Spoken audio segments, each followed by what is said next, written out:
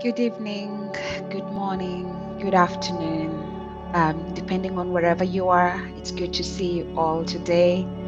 Thank you for those who are joining live, for those who will watch this stream later on. I'm glad that you could be able to find us this afternoon. I'm so grateful and I'm so thankful that you choose to join today and you're choosing to watch today. So I'm really grateful.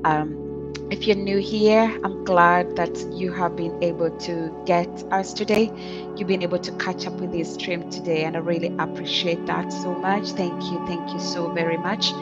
And if you're not new here, if you're a returning viewer, thank you so much for your support, for coming back again and again. That means a lot because that support is highly appreciated when you are able to click to watch or to comment, to share, or to subscribe. It does really go a long way to support what I'm doing. So if you've not subscribed yet, I will really be glad if you can be able to subscribe, to like this stream, or to share it. That would be really amazing. Thank you so much. So before I go into so much details, it's just a little bit of a disclaimer, something I need to disclose because obviously I'm going to be talking about sleep matters. I'm going to be talking about issues to do with sleep. This is something that can have some medical implications in it. So please do not use this video as a way of diagnosis. This is not a medical advice that I'm providing. I'm just sharing this educational video as a way of sharing my experiences and things that I have learned through various years of research, but also things that I've learned as a nutritionist and not something that I'm sharing as a medical professional. So at the end of the day, when I'm sharing this information, please do not use it, as I said, for self diagnosis. So the last podcast that I did share, it was to do with sleep, and I was talking about things that keep us awake. So if you have not been able to watch it, you can look at this playlist under the podcast. I'll link it also at some point once the recording is finished, so that you can be able to see a little bit more some of the factors that can actually keep us awake overnight, or well, without sleeping or falling asleep. And so, as I was looking through the comments that people were commenting on that podcast, which is audio only, there was somebody that talked about the other extreme, whereby you find in one extreme there are those people that can't tend to sleep a little bit longer, whereas there's another end of the spectrum where you find people that are struggling with staying awake. And I thought probably because I'm doing some of this series on sleep, it might just be worthwhile spending some time to explain a little bit more the concept or the whole idea of too much sleep. But before I dig into diving deep into what can cause those too much sleep, I want to just recap a little bit on what we discussed on sleeplessness or staying awake for too long. When I did the podcast on sleep matters, one of the things that I realized, or one of the things that I talked about the last time, was to do with issues whereby you find, for example, the temperature of the room where you're sleeping can actually impact your ability to be able to sleep and to sleep well.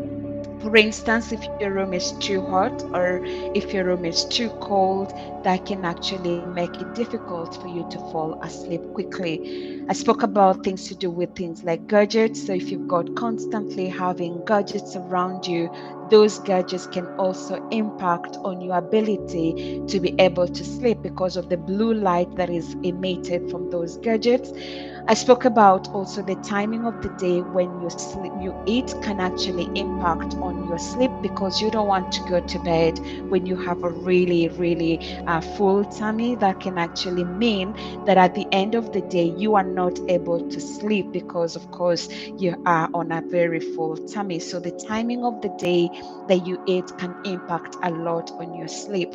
But now, on the flip side, if you try to look at some of the things that can actually make people to oversleep, that's what I will be discussing in this second episode. One of the things that I want to first of all begin to explain here is that this is something that is purely affected by age.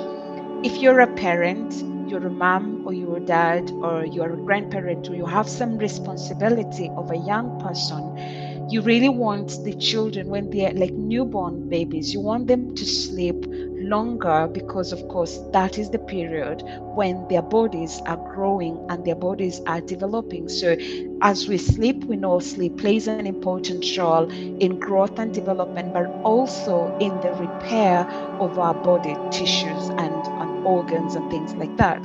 So, as we are sleeping, when we have wear and tear, our sleep enables us, like, kind of in a way to refresh, but also it allows that repair to occur so that the next day we are awake and we are good to go for the next activities that we are carrying out.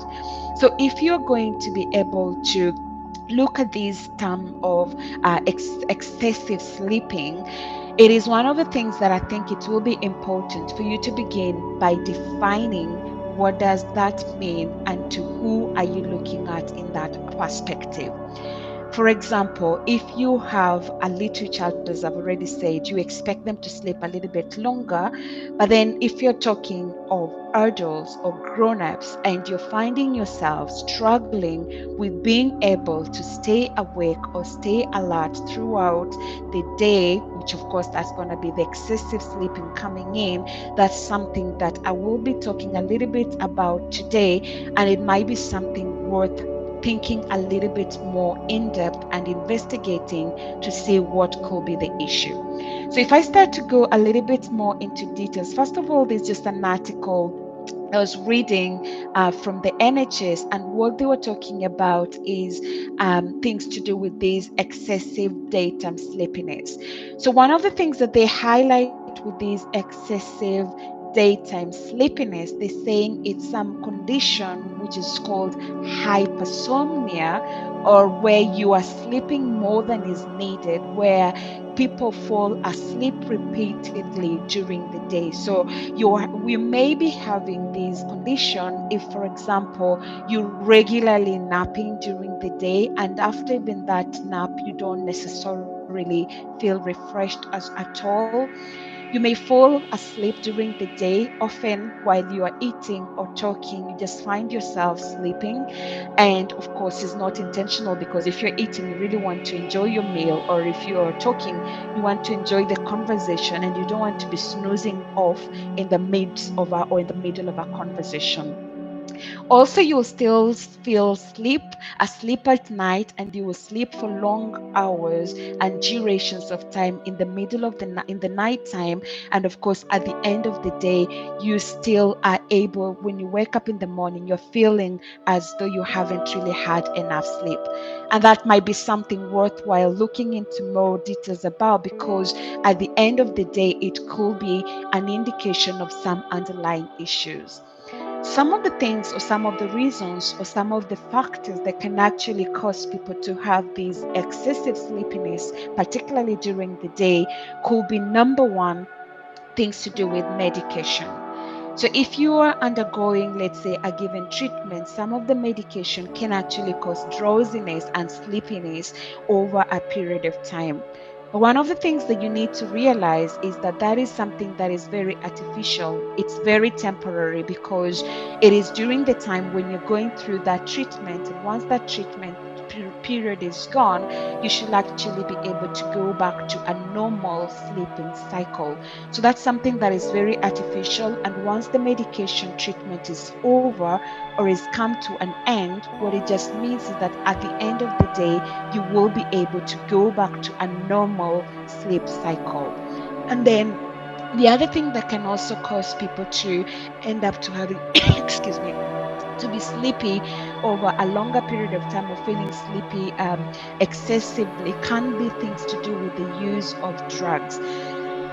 Excuse me. This could be, as I mentioned, medication, but it also could be some recreational drugs. So which can actually make people sleep a little bit more during the day and things like that.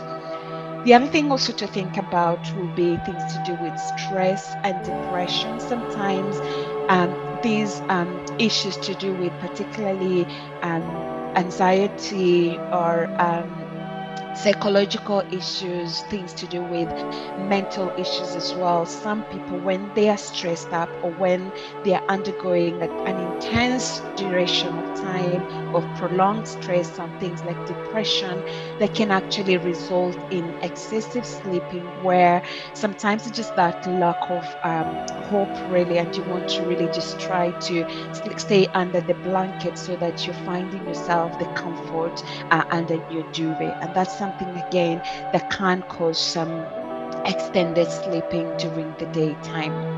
The other thing, again, to think about when it comes to this issue of excessive sleeping, there are some countries in particular, for example, in the tropical countries where we've got these flies. I think they're called tsetse flies or something, that if they bite you, they can actually cause what is called sleeping sickness. And that's something that, again, can cause people just to fall asleep when literally they should be staying awake. And that's something, again, that there is a way that you can find some help to do with that. Again, they can be, we know that when it comes to things like sleep, if you're having issues to do with sleep, they can actually diagnose you or give you things like serotonin, and that can help you to be able to melatonin, sorry, and you can be able to sleep in the night.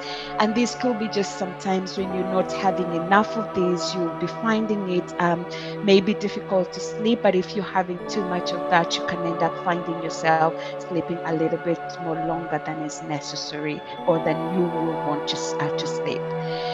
Of course, these are some of the things that I've listed, and it's not an excessive list. So if you want to dig a little bit more into that, or if you have something that you want to add, I'm more than happy for you to add it into the comment section, comment below, and I will look at the comments and I will be able to comment on them and add them also on the list of the things that can keep us asleep when we should be awake.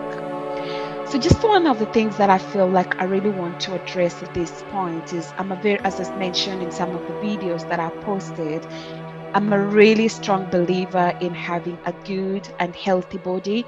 And that's why the reason why I do the things that I do, and the reason why I share with you guys the information that I share, because I strongly believe if you have a healthy body, a body that is thriving, it is a way that will help you to be able to carry out the mandate that you need while you are here on this earth. So, for example, the moment we cease to be in our bodies, of course, definitely that's called inevitably death. We're no longer going to be able to be alive anymore. And that's something that we know, that we need our bodies to be able to be alive. We need our bodies to be able to thrive. We need our bodies to be able to do the many things that we need to do in life. So if it gets to a point that you're not looking after your body, so you're getting to a point whereby you're neglecting your body, whereby you are not particularly taking care of your body, that's something that you should be a little bit of like kind of in a way worry about, because obviously that can impact on your well-being and that can impact on your life as a whole. And so that's why when I'm thinking about the sleep, or when I'm talking about sleep, it's one of the things that I believe, when you're thinking about your well-being, it's something that you need to be careful with a lot, because at the end of the day, your well-being is a sum total of what you eat. So that's why I look at things like nutrition. I try to encourage you to eat healthy, to be able to look at the nutrients that you're eating, to be able to look at the different groups of food, to maintain a healthy body weight, etc. Those are things that will be important, and there will be some of the things when it comes to your physical well-being. But when it comes again to things like your emotional well-being as well, which is a sum total of your healthy life as well. It is some of those things that I highly encourage, and I would say, like, look after your body, which is something I've mentioned before. And when you look after your body will be able to look after you. So again, it goes to things like when I talk about exercise, I post a lot of information on exercise. I've talked about things like running. I'm a strong believer in running and things like that, of course, because I believe it's a free exercise, so I don't really have to pay for it to be able to exercise.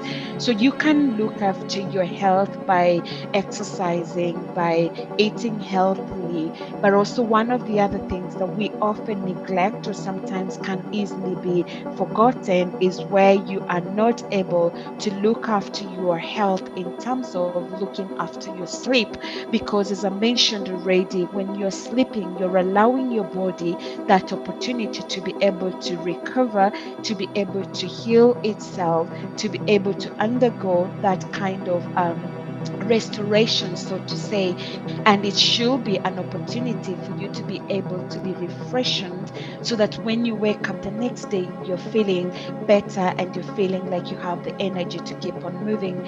So if you've got any issues that are either keeping you awake or they are keeping you asleep when you shouldn't be sleeping or when you shouldn't be awake, this is something that I strongly believe that you should be able to take some time and do a thorough investigation of what is the cause of the whole thing.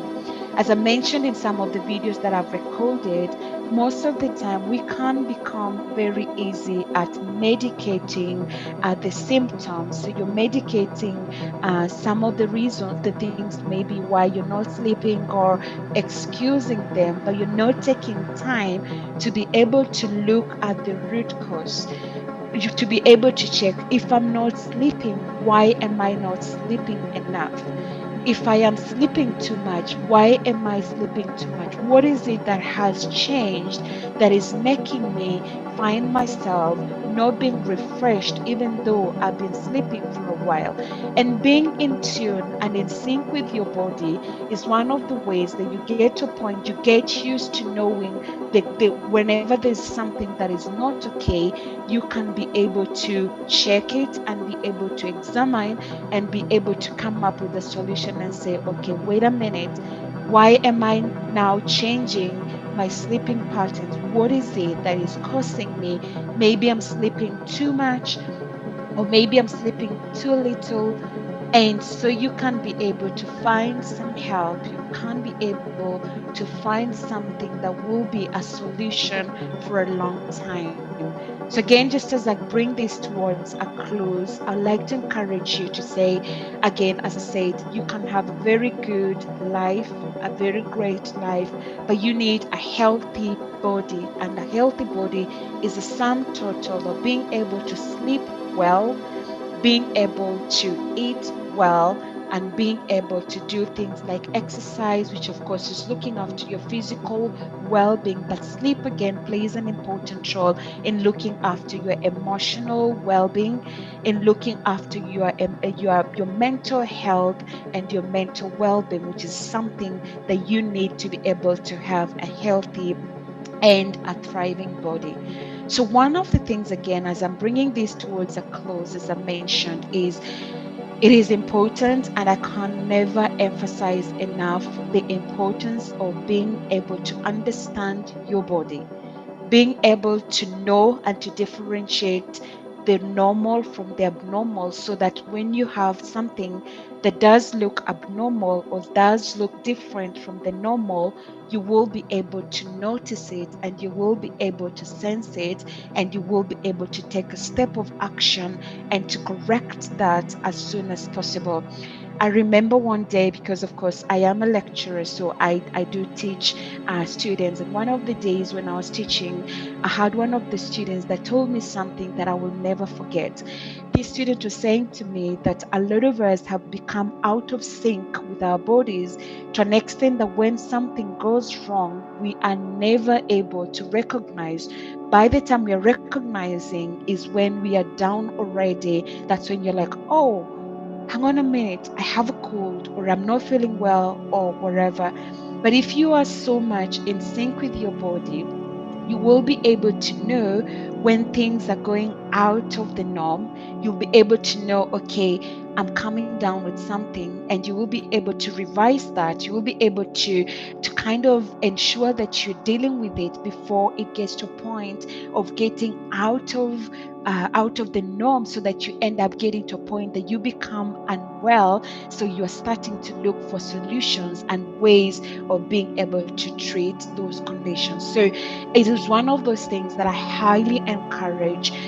Take some time, know yourself, take some time, know your body, take some time, know what is the normal and what is the abnormal. Take some time and know how many hours do you need to be able to sleep so that you can function at optimal.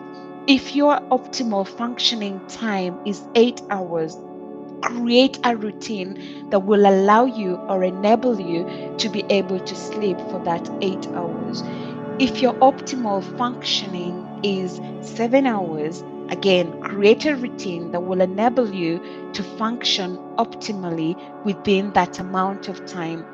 If your routine, if you get to a point, you've actually gotten to a point of having that routine, but then that routine kind of in a way starts to slip off, or you're beginning to feel, maybe I'm sleeping my normal time and I'm still feeling a little bit more tired and exhausted by the time I'm waking up the next morning, then that's something that you will be thinking about and thinking like, so okay, what is it that is happening? What is it that is going on? And you try to find a way that you can be able to solve it, so that at the end of the day, you don't want to end up with an issue or a condition that can be preventable, or you could have been able to prevent if you knew it earlier or you dealt with it earlier on. So, again, I can never emphasize or overemphasize the importance of being able to realize or being able to understand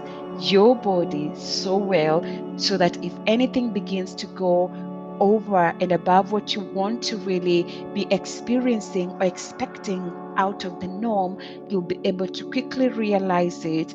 And as you are able to quickly realize it, you'll find a quick solution that will be able to help you to be able to get back to the normal. So that's what, with that, I would love to bring to an end these live stream today. And if you have any questions, as I mentioned, I'm more than happy for you to leave them in the comment section. I'll look at them and I will be able to reply wherever I can. And I will be able again to point you in the right direction to find any additional information that you may want or you may require.